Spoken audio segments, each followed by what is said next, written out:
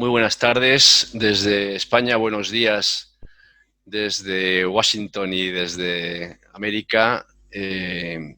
Vamos a empezar, que ya son las 5.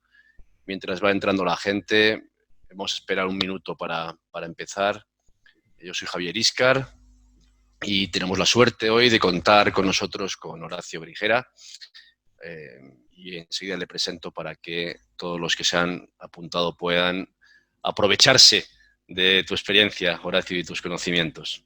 Muchas gracias. Sí, voy a empezar a presentarte mejor y así pues adelantamos tiempo. Antes de nada también quiero agradecer muy especialmente a CIAR, al Centro Iberoamericano de Arbitraje, a CIAR Global por su difusión y por su puesta en escena y por supuesto a la Asociación Europea de Arbitraje y a los Little Open. Este estado en el que nos encontramos nos ha permitido de alguna manera como oportunidad el poder estar cerca desde tan lejos, ¿no? Y utilizar estos mecanismos, estos métodos telemáticos y virtuales para poder vernos, para poder contarnos cosas y para poder escuchar y atender a personas de tanta relevancia como Horacio. Horacio, como todo el mundo conoce, es un reconocido árbitro internacional y consultor legal que goza de una amplia experiencia en la práctica jurídica. Es muchas cosas y no voy a decir todo lo que eres, Horacio, porque me llevaría la hora que hemos reservado para esta jornada.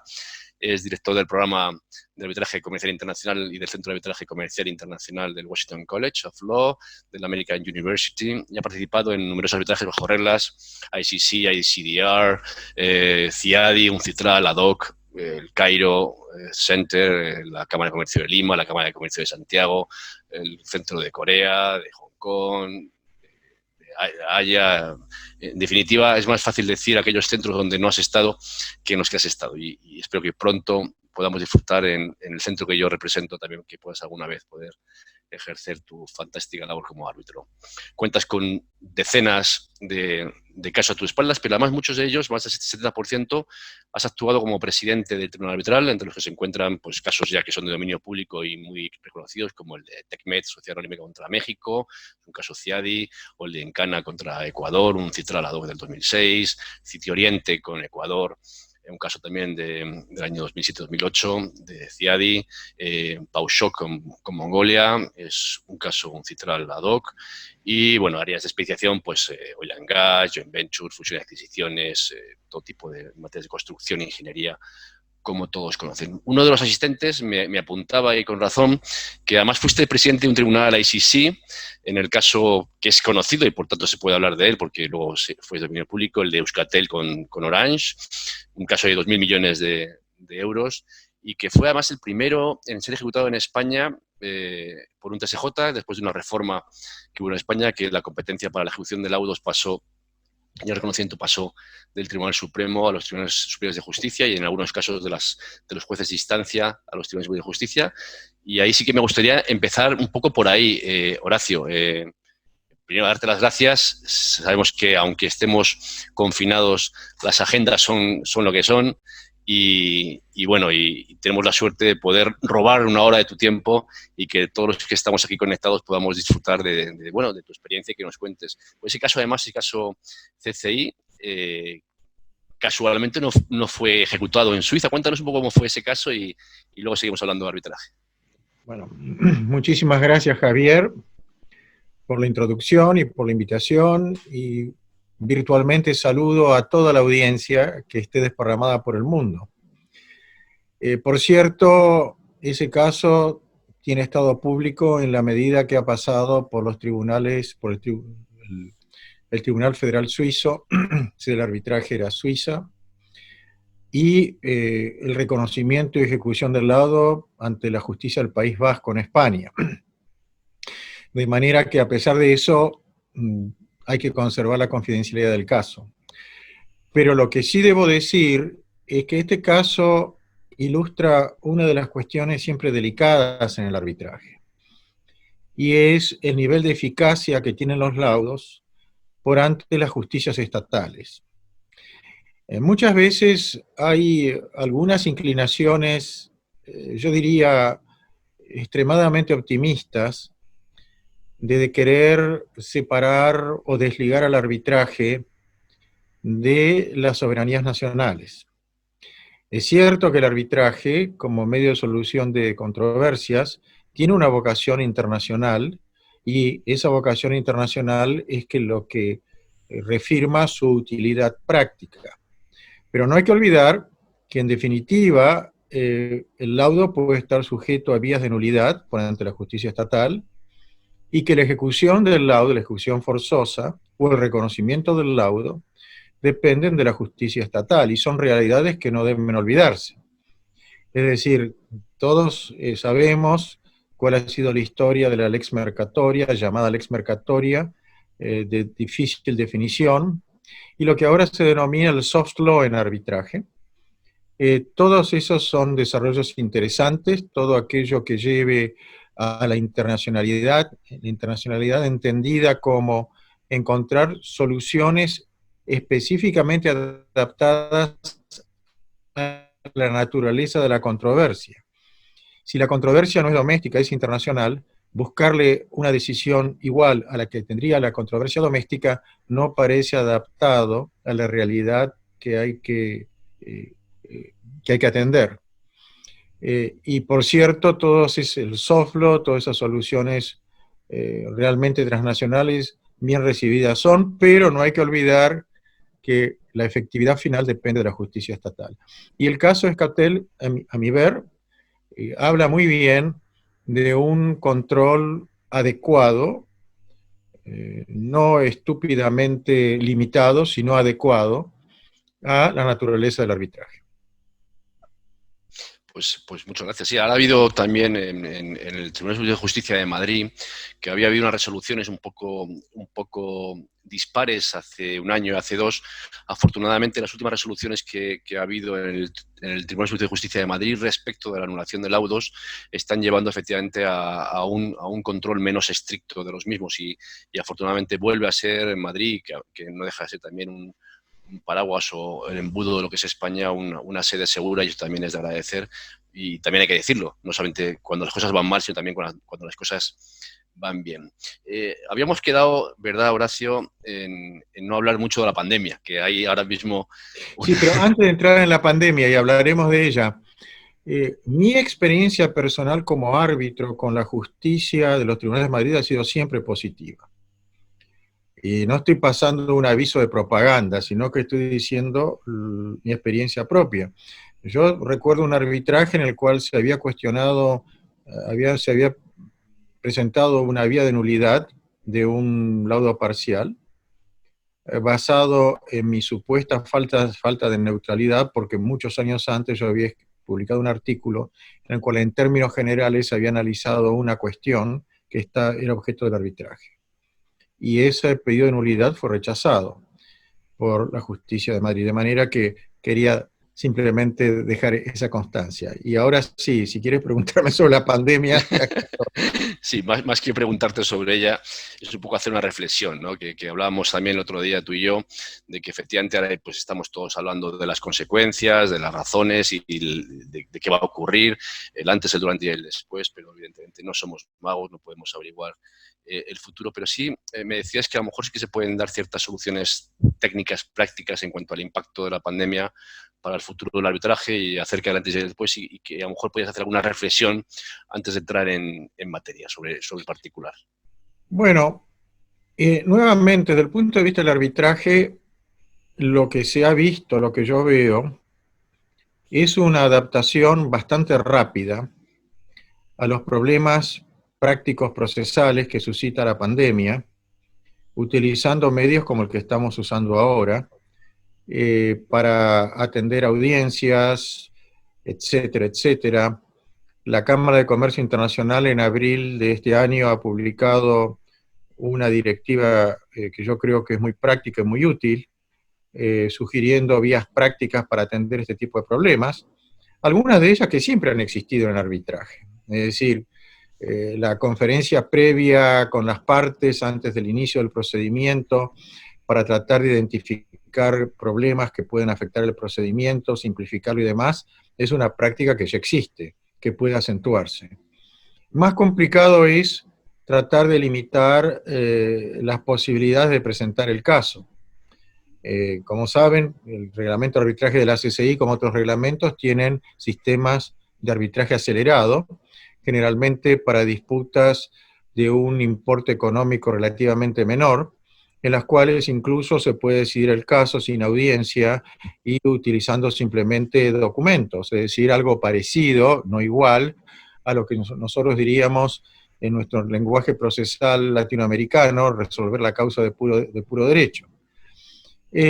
Pero lo que sí se advierte, creo yo, es que la justicia arbitral ha reaccionado de manera mucho más eficiente a este tipo de cuestiones que la justicia estatal.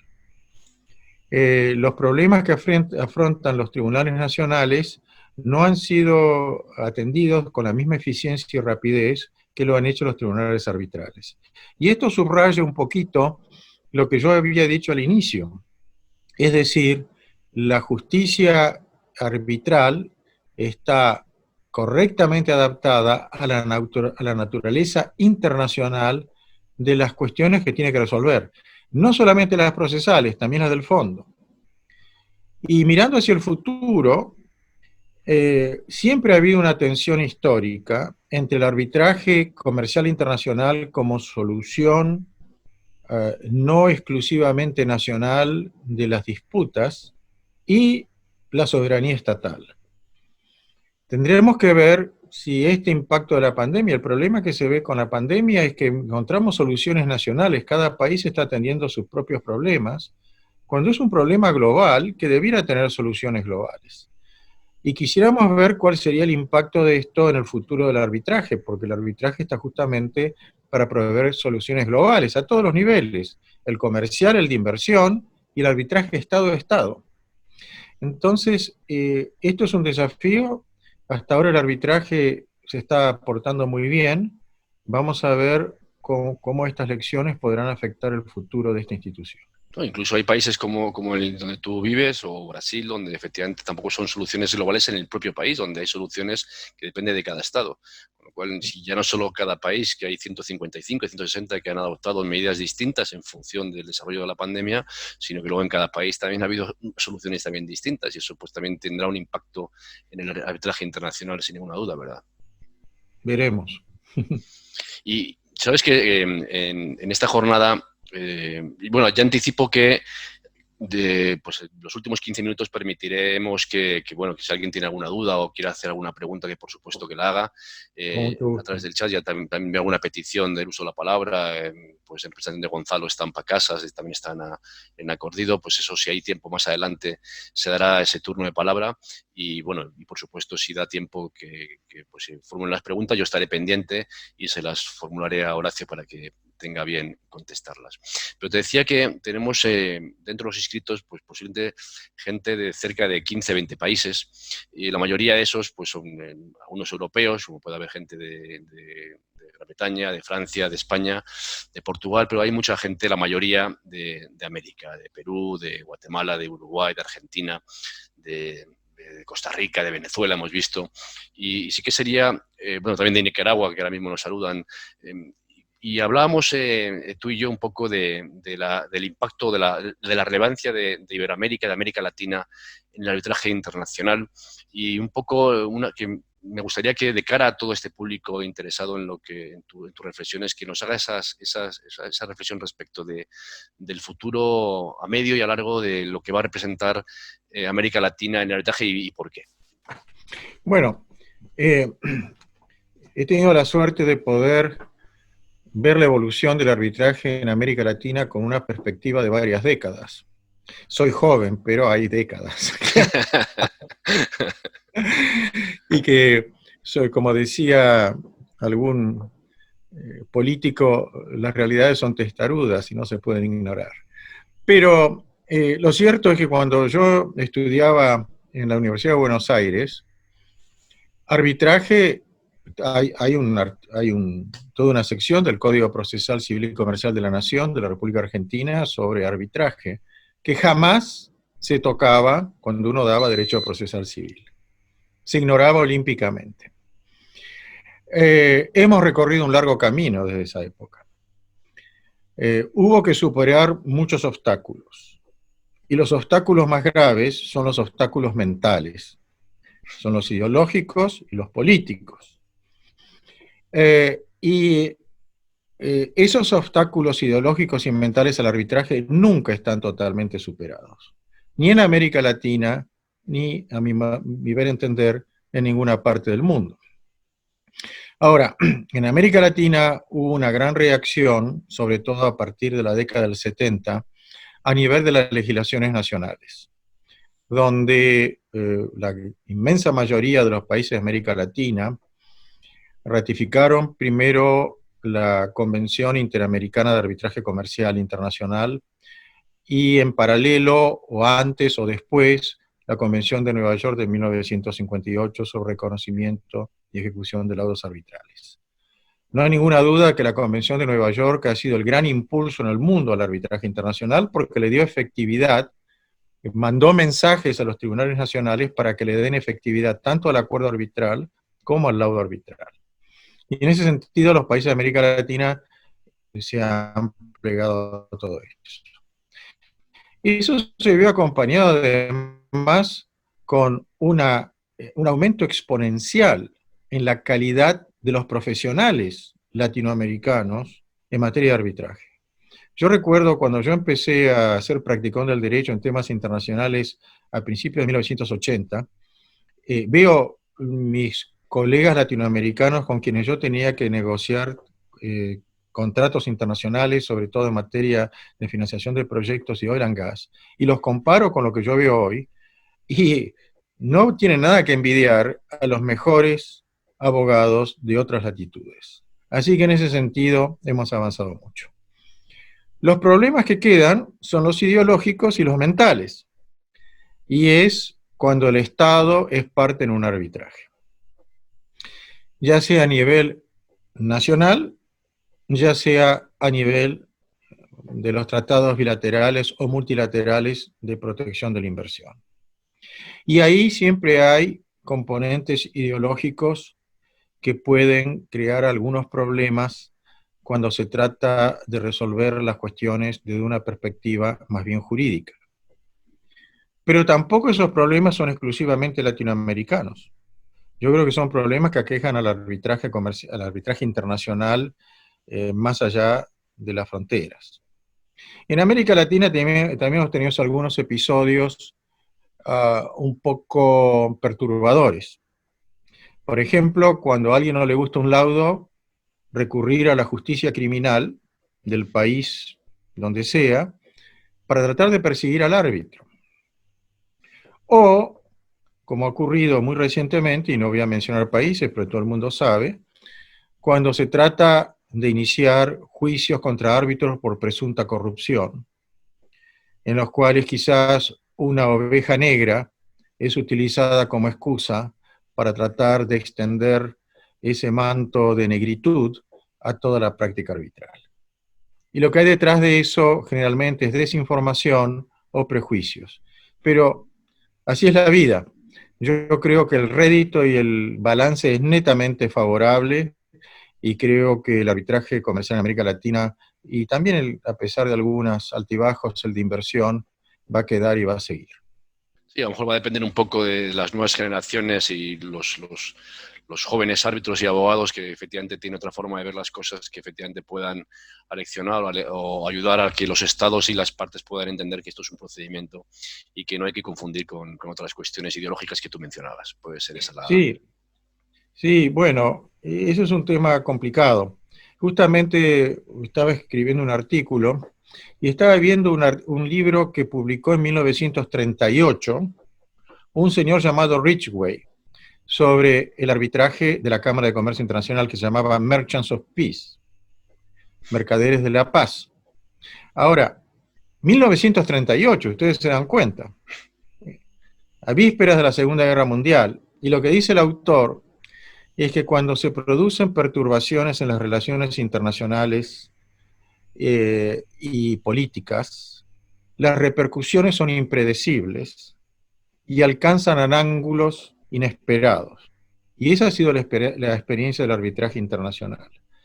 Así que, ojo con esas repercusiones. Esas son las más temibles. Ya, pues mira, de hecho aquí preguntaba a Josep María Julia, mientras decías todo el tema del de estos posibles sesgos, si existe el riesgo de que una avalancha de reclamaciones haga que los estados cambien su idea de arbitraje de inversión y lo sustituyan por reclamaciones a un sistema más de tribunales internacionales con un probable sesgo más estatista. Que ¿puede existir ese riesgo, tú crees? Bueno, eso es posible. Lo único que pido es que no lo llamen arbitraje. Es otra cosa. Efectivamente. Eso es una decisión política de los estados que la deberán tomar teniendo en cuenta cuál es el impacto que eso puede tener en su inserción en la economía global. Y hasta qué punto la inserción en la economía global puede verse favorecida o no por ese tipo de iniciativa. Tribunales estatales como justicia, no, con todo respeto, el híbrido que ha creado CETA. El tratado entre la Unión Europea y Canadá es un híbrido, porque desde el momento que el inversor no puede participar en la integración del tribunal que lo va a juzgar, no puede ser arbitraje. Es otra cosa. Lo que es, será. El problema para mí es que realmente los estados históricamente jamás se han podido poner de acuerdo acerca de una verdadera justicia estatal, internacional, cuyas decisiones sean automáticamente ejecutables en los estados. Esa sería la verdadera opción. Y no veo al mundo listo para eso. No sé cuánto va a llevar. El mundo en este momento, lo que yo veo es más bien nacionalismos, a veces con sesgos autoritarios o hipernacionalismos, y eso, desde el punto de vista de encontrar ese tipo de soluciones, parece conspirar contra ellas. Pero si las hay, que las haya. Lo único que pido es que no las llamen arbitraje. Sí, pues es una buena petición. No lo es. A la que Y que tampoco digan que las decisiones de esas cuestiones pasan por la Convención de Nueva York, de 1958. Por la Convención de Nueva York solamente pueden pasar laudos sobre la base de tribunales constituidos con la participación de todos los litigantes. Si no, eso no es arbitraje. Pues me sumo a tu petición, que no confundan unas cosas con la otra. Pues un poco hablando de efectivamente de las reglas que están saliendo de tanto soft law, sí que me gustaría que nos hablases un poco, bueno, de las reglas de Praga y si hay una obsesión un poco excesiva sobre tiempos y costos y de qué manera las reglas de Praga frente a las reglas de la IVA pueden convivir, si son alternativas, si pueden ser complementarias, si es una o la otra, si las reglas de Praga ya estaban más o menos asumidas por las de la IVA, o si hay cambios realmente sustanciales, aunque uno de los cambios es el Jura Novit Curia, del que hablaremos más tarde, y sí que ahí me gustaría después detenerme contigo para que comentes pues esas reglas. Sí, bueno, en detalle no podría comentarlas porque tendría que tenerlas una al lado de otra y no creo que sea el objetivo de este ejercicio, sino más bien de dar sensaciones. Mi sensación es la siguiente. El arbitraje es autonomía de la voluntad. Si a alguien le gustan las reglas de la IVA y las partes están de acuerdo, que incorporen las reglas de la IVA. Si le gustan las reglas de Praga y las partes están de acuerdo, que incorporen las reglas de Praga. Con lo cual estaría totalmente en desacuerdo atribuirles a la una o a la otra una especie de soft law que se impone a la conducta de los árbitros del procedimiento. El término soft law es un término ambiguo, a mi ver. Su raíz sociológica difícil de precisar. Y en definitiva, será soft en la medida que sea imperativo, y esa imperatividad simplemente porque está incorporado bajo los auspicios de entidades prestigiosas, no les da el cariz de normas obligatorias. Y en definitiva, la obligatoriedad dependerá del derecho aplicable. Y el derecho aplicable, cuando es procesal, está muy influido por el orden público, las normas imperativas del país de la sede del arbitraje, y las otras dependiendo de los criterios de aplicación del derecho nacional que se utilice. Pero siempre habrá por ahí algún derecho imperativo nacional que no se podrá desconocer totalmente. Ahora, lo que yo veo en las reglas de Praga es que hay un mayor énfasis en facultades de los árbitros para imponer a las partes ciertas soluciones en materia de producción de prueba, y como tú decías, el Iura Novit Curia. Si quieres lo podemos ver ahora o lo vemos después. Pero todas estas cuestiones son debatibles, salvo que las partes las incorporen. Si no las incorporan, me parece que los árbitros no tienen ninguna obligación de guiarse por las unas o por las otras. Por mi experiencia personal como árbitro, encuentro que las normas de las reglas de la IVA sobre producción documental, los dos, artículos 2 y 3 de las reglas de las IVA, son muy utilizadas, aun cuando se le dicen a las partes, se le dicen a los árbitros que solamente las podrán utilizar como guía, no como norma imperativa. Yo creo que funcionan muy bien y están muy bien adaptadas a algo que es el arbitraje.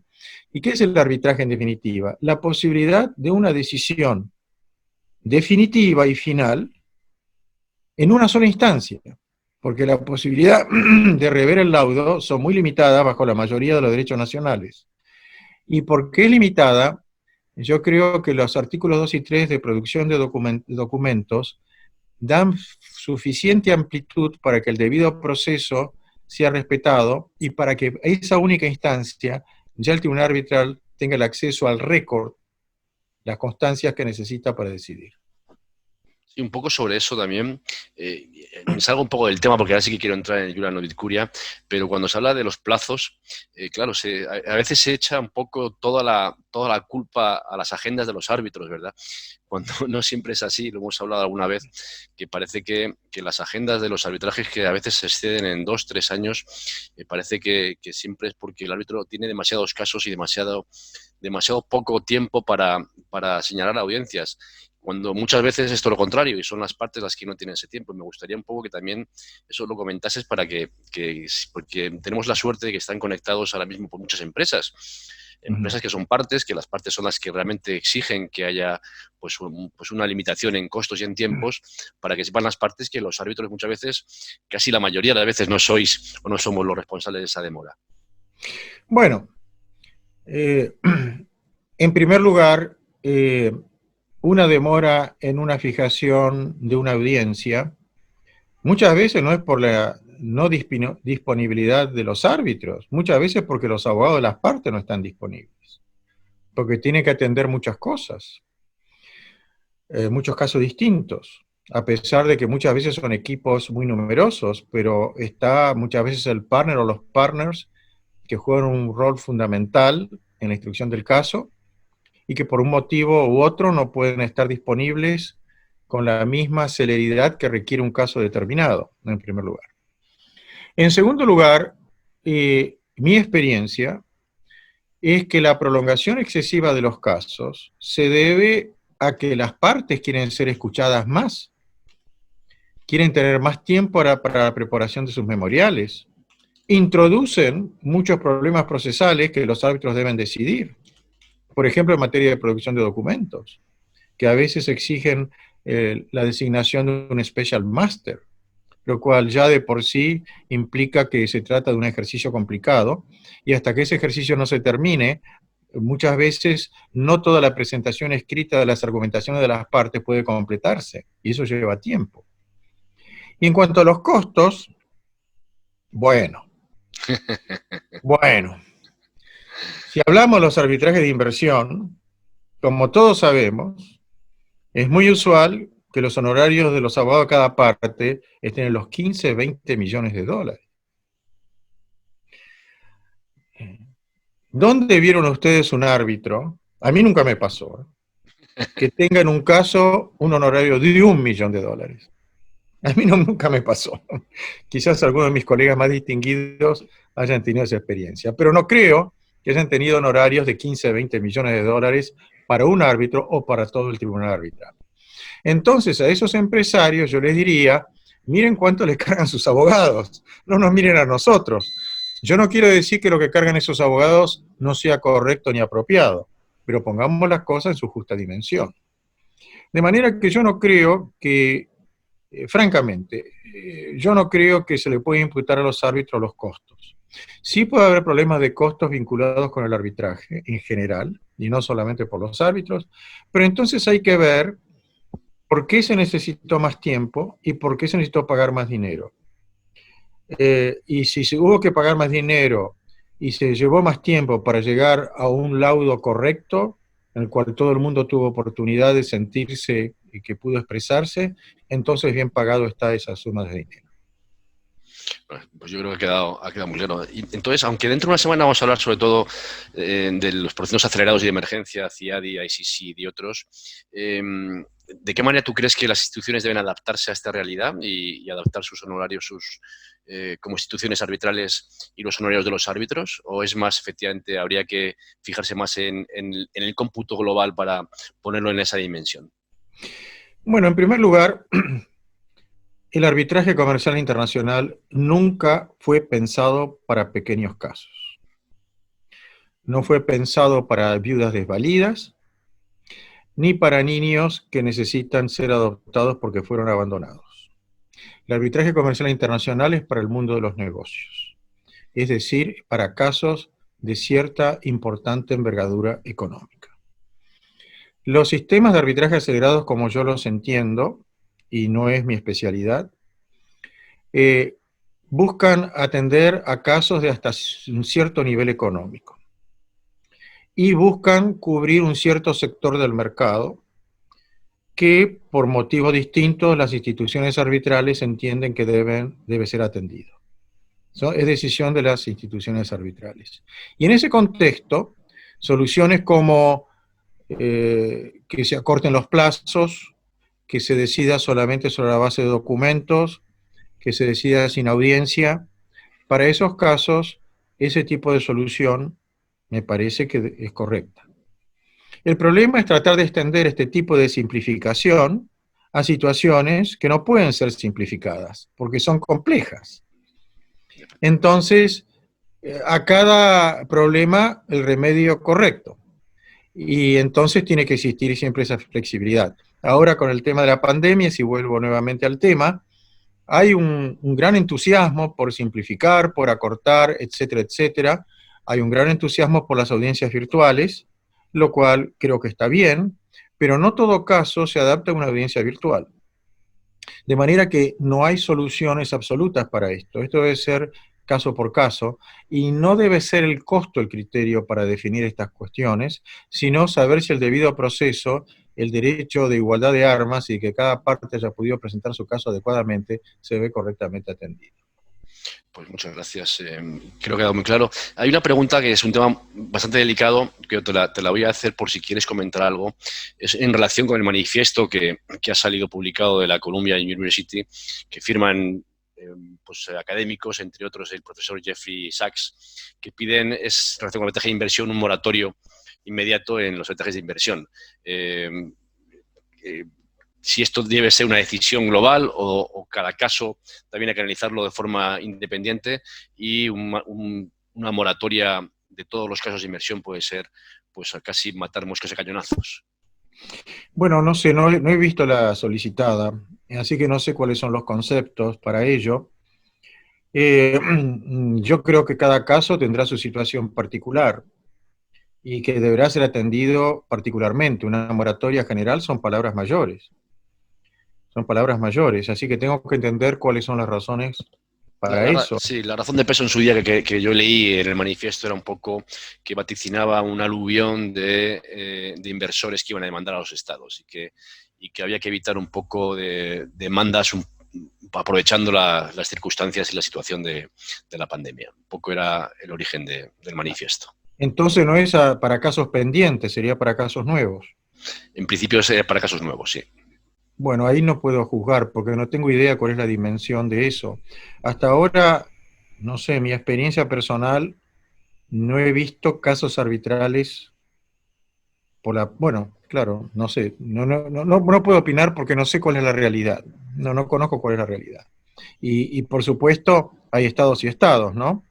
Sí. Cosa es un estado de 10 millones de habitantes en medio de una región del mundo subdesarrollada, otra cosa es un estado industrializado. Por eso generalizar la solución. Claro, no es igual el impacto de una demanda efectivamente de inversión en un Estado efectivamente puede afectar al 80% de su Producto Interior Bruto que a un país efectivamente que está desarrollado y que no tendría ese impacto. Sí, O que afecta a la única fuente de ingresos económica de ese país. sí. Desde luego, entramos en la cuestión del Novi Curia para ver hasta qué punto el tribunal electoral puede entrar o no puede entrar a analizar otro tipo de derecho sustantivo. Entonces, yo tengo aquí algunas resoluciones que efectivamente resuelven cuestiones sobre como el caso Patrick Mitchell con la República Democrática del Congo, el caso de Societe Angel Austria con la Societe Dontrat, otro puede ser el de la Corte Federal de Suiza de 15 de abril de 2015, y al final un poco, unos dicen que sí, otros dicen que no, y me gustaría conocer tu opinión hasta qué punto puede o no puede el Tribunal Arbitral aplicar al fondo de litigio reglas de derecho que las partes no hayan invocado en el proceso, sobre todo si son reglas imperativas, evidentemente, que es cuestión distinta, si puede o debe el tribunal averiguar ex oficio el tenor del derecho aplicable al fondo de litigio en el litigio internacional, sin limitarse a la prueba hecha por las partes a su respecto, y en qué medida bueno, pues se puede aplicar motu propio dichas reglas. Yo creo que es un tema que nos daría para otra hora, pero sí que me gustaría que hicieses una reflexión. Bueno, yo te voy a dar mi reflexión general, que está también vinculada con la idea de no confundir al arbitraje con la justicia estatal. El arbitraje, por definición, tiene que ser una justicia que no pueda sorprender a ninguna de las partes con algo que ninguna de ellas ha invocado ni contemplado. Y eso requiere, desde el punto de vista del derecho aplicable, que éste sea invocado y probado por las partes. Es decir, desde el punto de vista del tribunal arbitral, y estoy hablando de la tradición comercialista, todavía no estoy abordando el tema de los casos CIADI, que muchos de ellos fueron los que vos citaste, o de los casos BIT, que fueron muchos que vos citaste. Dentro del ámbito comercial, y voy a empezar por ahí, para el árbitro, el derecho debe ser probado como un hecho, y si no ha sido probado, yo no veo cómo el árbitro puede sacar de su galera algún tipo de solución jurídica. Está la solución intermedia, decir, bueno, el tribunal arbitral vio un problema jurídico y se lo plantea a las partes a ver qué dicen. Bueno, quizás se pueda hacer, pero ¿cuál es el riesgo? Que se cambie la situación de igualdad de las partes, porque a lo mejor al sacar a relucir ese problema jurídico, se está beneficiando una parte en desmedro de la otra. ¿Puede hacer eso un tribunal arbitral comercial? A mí me parece que no. Ahora pasemos al tema del arbitraje de inversión. Bueno, es un tema quizás más complejo. Es un tema en el cual los laudos son públicos en gran parte y son casos en los cuales las cuestiones jurídicas tienden a repetirse de alguna manera. Pero aún en ese ámbito yo sería muy cuidadoso por muchos motivos. Uno de ellos es que muchos de los criterios para resolver estos casos se basan en estándares jurídicos que no están totalmente precisados, como el Fair and Equitable Treatment. Entonces, sacar a relucir cuestiones jurídicas que ninguna de las partes contempló, quizás pueda tener aún la posibilidad de incidir más, en ir más en la dirección de una parte que la otra. En lo personal, yo sería muy reticente en hacerlo. Como ya digo, no se puede sorprender a las partes. No se puede sorprender a las partes. No se puede decir, si me permitís una expresión inglesa, you cannot upset the apple cart when none of the parties could foresee that apple cart was going to be upset by the tribunal. No sé cómo traducirlo al español. Bueno, dejémoslo en inglés que queda mejor. Sí, bueno, ha habido resoluciones también, a veces depende un poquito del derecho aplicable. Hay algunas jurisdicciones donde parece que sí que son más laxas, como pues en la Suiza y otras menos, pero Sí, sí, es cierto, pero una cosa es el derecho aplicable al fondo y otra cosa es el procedimiento en sí. Es cierto, en un contexto tan específico puede haber otra solución. Hay una situación que es muy concreta realmente. Si uno ve el reglamento de arbitraje de la Cámara de Comercio Internacional, uno de sus anexos, cuando la Corte de Arbitraje de la CCI examina el laudo, que tiene la posibilidad de examinarlo para dar ciertas, alertar a los árbitros acerca de ciertos problemas. Si hay una disposición imperativa de orden público de la sede del arbitraje que el laudo no respeta, se le puede llamar la atención a los árbitros sobre ese punto. Y eso sí sería una situación en lo cual yo creo que los árbitros podrían, ex officio, de su propia iniciativa, llamar la atención a las partes, porque eso hace a la validez del laudo.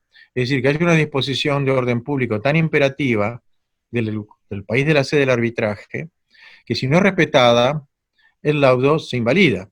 Hay que partir de la base de que cuando las partes pactan el arbitraje lo hacen de buena fe. Y la buena fe implica un laudo que sea válido jurídicamente. Ahí sí sería lícito. Pero fuera de esa situación, yo, sujeto a lo que mis colegas digan en cualquier tribunal arbitral específico en el cual tenga que laudar, yo no querría utilizar atribuciones divinas. sí, sí.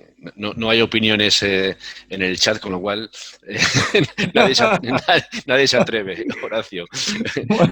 Como está grabado estamos grabando ahí bajo pena de recusación, nadie se atreve a opinar. Los árbitros no somos deus ex machina, no tenemos atribuciones divinas, por suerte. Y sobre esto, claro, una cosa es el iura novit curia, pero también hay mucha aplicación, cada vez más, hay cerca de más de 100 casos donde se aplica los principios de unidroit o principios de derecho europeo. Ahí sí me gustaría también que, como has mencionado al principio de nuestra conversación, la lex mercatoria, un poco de qué forma está influenciando en la toma de decisiones de los árbitros este tipo también de soft law, con todas las comillas que podamos poner. Bueno, yo creo que hay que verlo caso por caso. Hay que ver, por ejemplo, los principios de UNIDROIT en su preámbulo establecen las situaciones en las cuales pueden ser aplicados. Y para mí, para que los principios de UNIDROIT se apliquen, tiene que haber, o bien, como dices tú, el derecho aplicable, que abra sus puertas a que sus disposiciones, estoy hablando del mérito, estamos hablando del mérito, al principio de UNIDROIT no estamos hablando del proceso, estamos hablando del mérito, que abra la posibilidad de que bases de interpretación, como los usos y costumbres, los usos más bien, la costumbre en derecho comercial yo no sé qué quiere decir, pero los usos y prácticas sí, y en la medida de que esos principios reflejen usos y prácticas comerciales, entonces entiendo que sí, que los árbitros deben aplicarlos cuando aplican el derecho, siempre y cuando hayan sido invocados por alguna de las partes, hayan sido objeto de debate. Para mí eso es fundamental. Sí, eso entra en relación con lo que decías del iura novit curia, Sí, efectivamente. sí. Sí. Ahora, si estamos hablando de un soft law, es soft. ¿Qué quiere decir? Que si no estamos dentro de ese marco que abre el derecho aplicable, es lo mismo que pasa con los usos.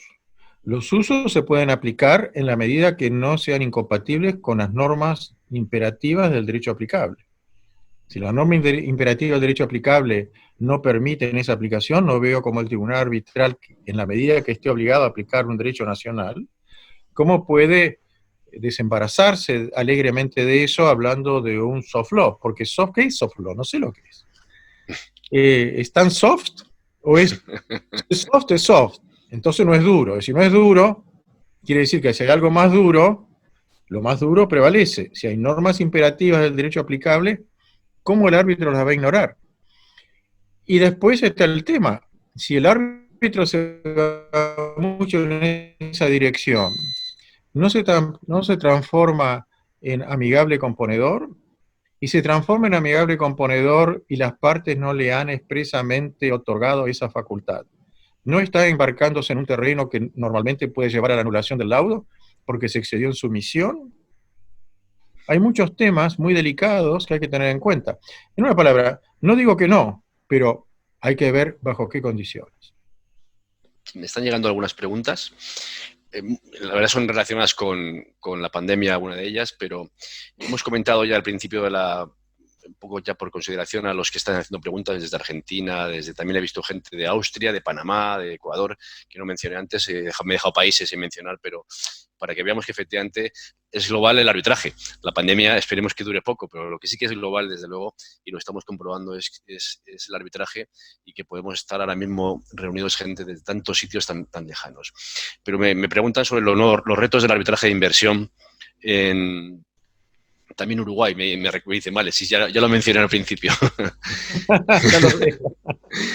¿Cuáles son los retos del arbitraje de inversión en el mundo post-pandemia? Me pregunta, claro, es complicado esta pregunta, claro. No sé cómo responderla, francamente. Sí, Ese tema de la moratoria puede ser un ángulo, ¿no?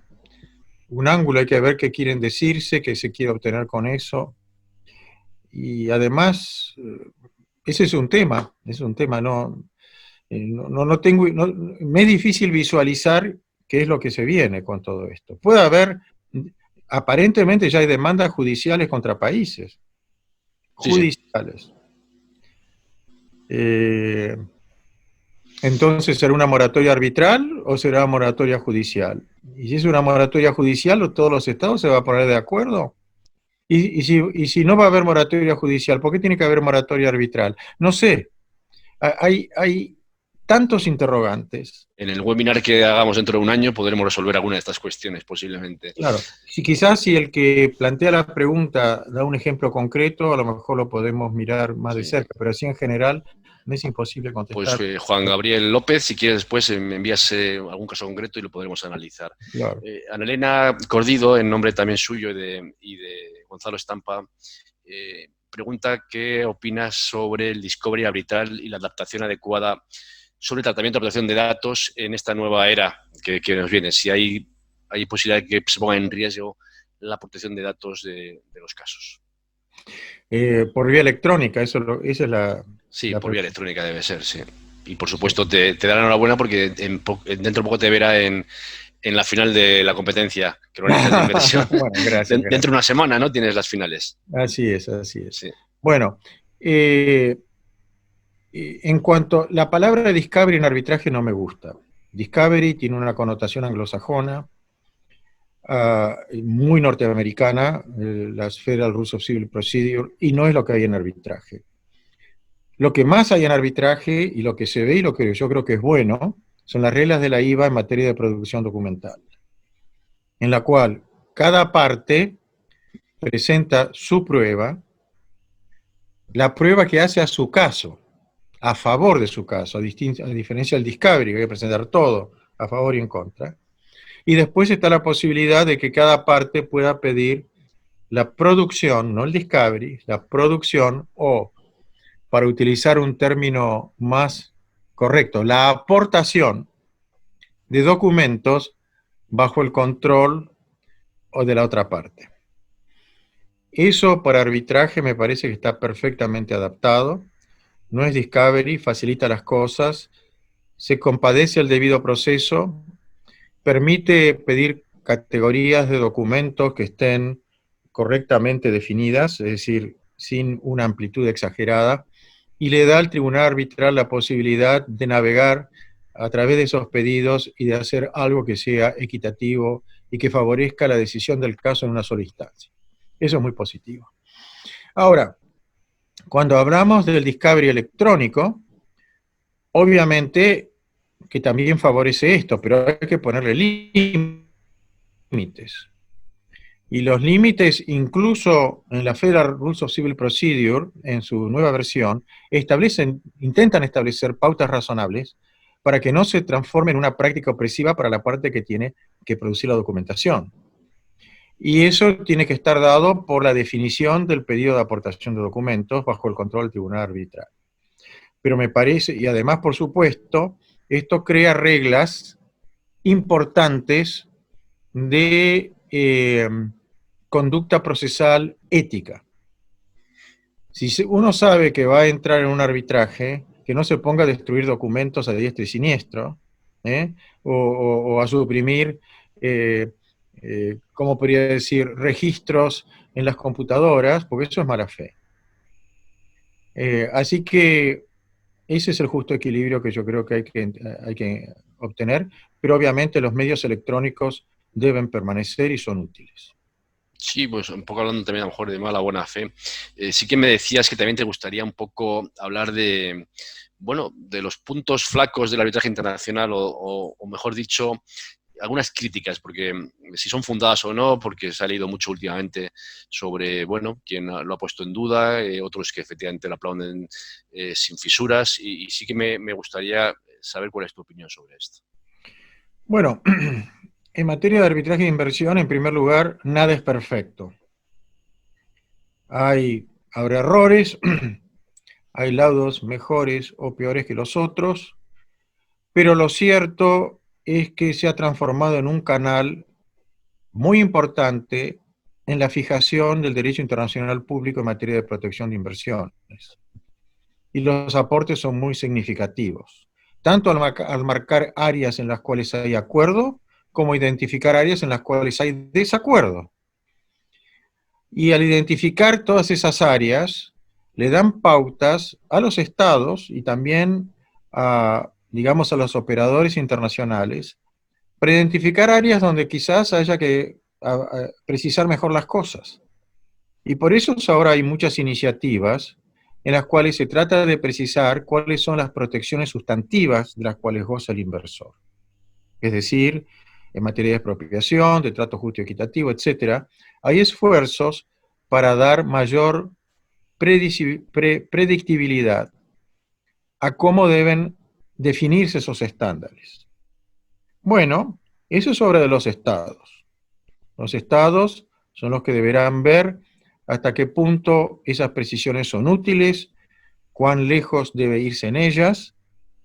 La verdad que no, es irresistible, ¿no? Porque hay una cita de John Maynard Keynes, el economista que a mí me encanta, pero por supuesto, como siempre ocurre con las citas, siempre las pierdo. Pero hay una que me encanta. No se puede ser totalmente preciso cuando la materia que hay que analizar y decidir, por su naturaleza, no es totalmente precisa. Entonces, ¿cuáles son los límites de las precisiones? Los estados tendrán que ver, pero tendrán que ver en la medida que no neutralicen los efectos económicos positivos que tiene la inversión extranjera en sus propios recintos nacionales. Y además, ¿qué nivel los estados tienen que prestar a crear pautas sustantivas de protección de la inversión adaptadas con la naturaleza global del fenómeno de la inversión? Esas son decisiones políticas. Y decisiones que tienen que estar basadas también en el conocimiento de los hechos económicos. Lo que es un error es de achacarle al arbitraje los problemas de indefinición del derecho sustantivo. Y tratar de atacar y de rechazar el arbitraje como medio de solución de controversias por problemas que no es el mecanismo procesal en sí, que es neutro, y yo tengo el mayor de los respetos a la neutralidad de mis colegas en su forma de enfocar la decisión de estos casos. Habrá opiniones distintas, pero son neutros, imparciales e íntegros, y crear velos ideológicos para atacar el mecanismo de solución de controversias si realmente el problema es la protección sustantiva. Que modifiquen la protección sustantiva si les parece que está mal, pero no se metan con el arbitraje que es inocente. ¿Y en el comercial internacional? Bueno, el comercial internacional es otra cosa. Los laudos son y deben ser confidenciales. No juega ni debe jugar un rol en la evolución del derecho comercial internacional. Si lo juega es porque realmente se publican casos manteniendo la confidencialidad que las soluciones gustan, y se gustan si los jueces la quieren incorporar, magnífico. Pero no es la finalidad. La finalidad es mirar los hechos, mirar el derecho del caso concreto y dar la mejor solución posible para el caso concreto. Y esa es la virtud del arbitraje comercial internacional, y es eso lo que le ha dado su gran aceptación en los medios de los negocios. Si empiezan a perder esas características, yo creo que el arbitraje se perjudica. Y yo no creo que haya que ir en esa dirección. Nos pone aquí algún ejemplo sobre lo que antes pedías, sobre las consecuencias de la pandemia. Dice Henry Jiménez Herrera, si la pandemia puede redefinir el concepto de las medidas regulatorias en el derecho de inversión, como por ejemplo en la redirección de los recursos obtenidos por el inversor para destinarlos a la salud, sin que ello implique compensarle por parte del Estado. Esto también Juan Gabriel López dice, se puede entender como una expropiación indirecta aquellas medidas que tomen los gobiernos en este tipo de casos. Complicado, habría que analizar casos. Sí, además no olviden que yo soy árbitro internacional y no puedo prejuzgar sobre algunas cosas. Efectivamente, ahí sí que pues hay que hacer todas las cautelas en las reflexiones porque estamos, claro, sí que hay un escrutinio a lo mejor excesivo, esta te la pregunto un poco, iba a decir off the record, pero está también grabada. Ahora se lee todo lo que escriben los árbitros para buscar cualquier forma de recusar. ¿Estamos bajo un escrutinio global también? Yo creo que hay mucha verdad en eso. Que hay mucha verdad en eso.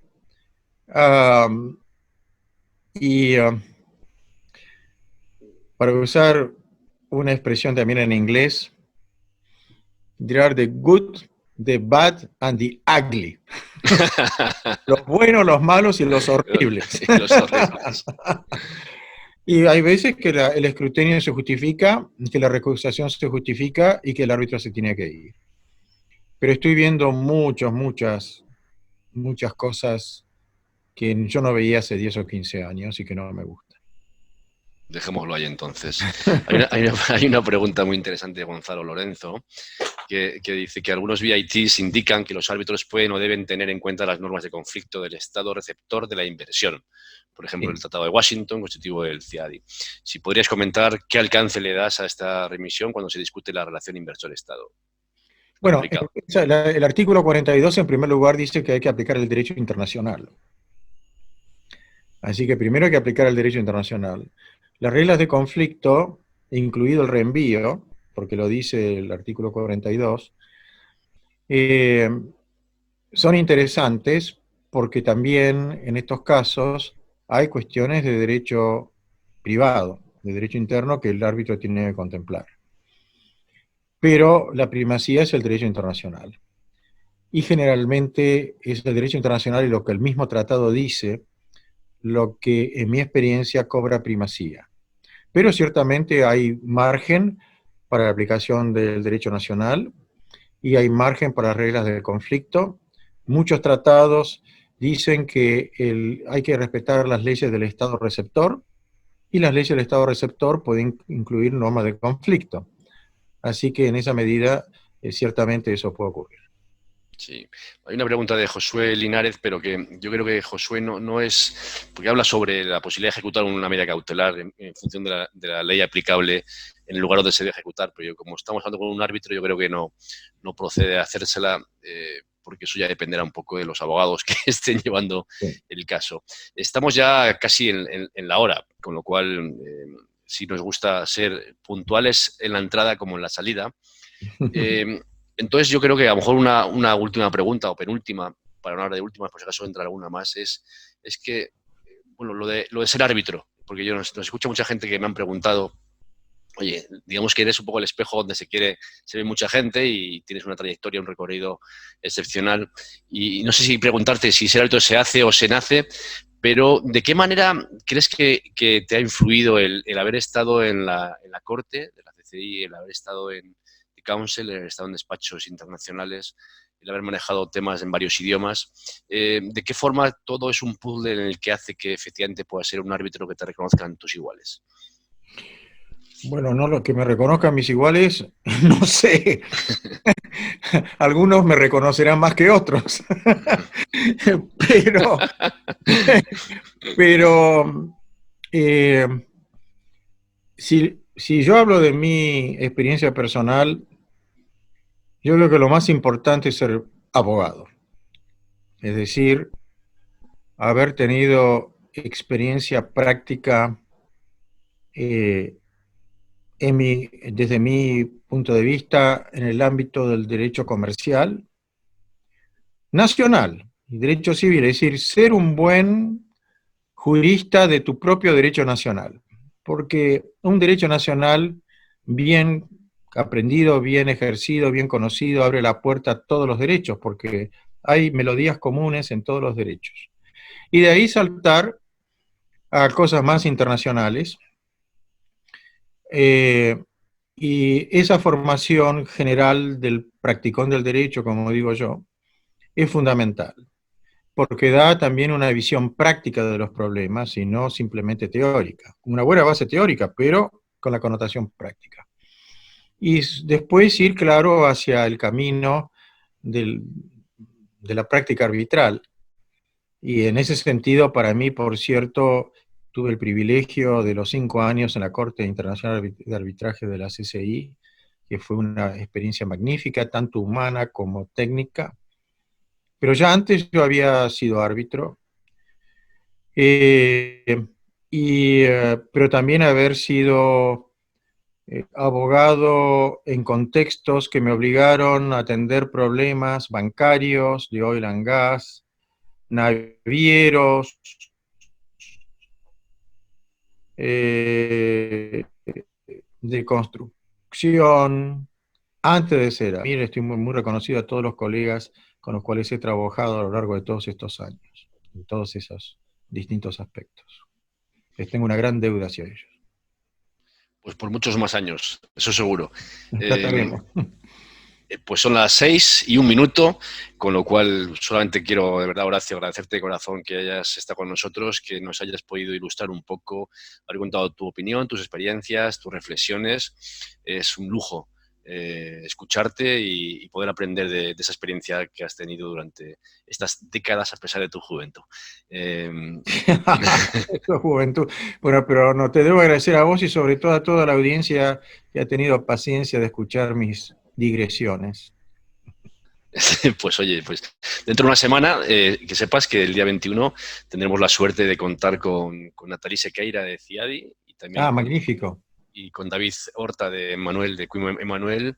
Yo también estaré y será moderado por Pablo Mori de GST, pues una charla sobre efectivamente los procedimientos acelerados y de emergencia que ahora, bueno, pues están más en boga en estas semanas, en estos meses, con lo cual, invitado quedas a asistir al que... Okay. Me imagino que estarás más liado con la competencia internacional que tienes que hacer, examinar las finales que tienes el día 21 también ahí en Washington. Bueno, pero seguramente que se van a divertir mucho ustedes. Seguro que sí. Muchísimas gracias. Y gracias a todos los que han asistido y nos quedamos emplazados para dentro de una semana.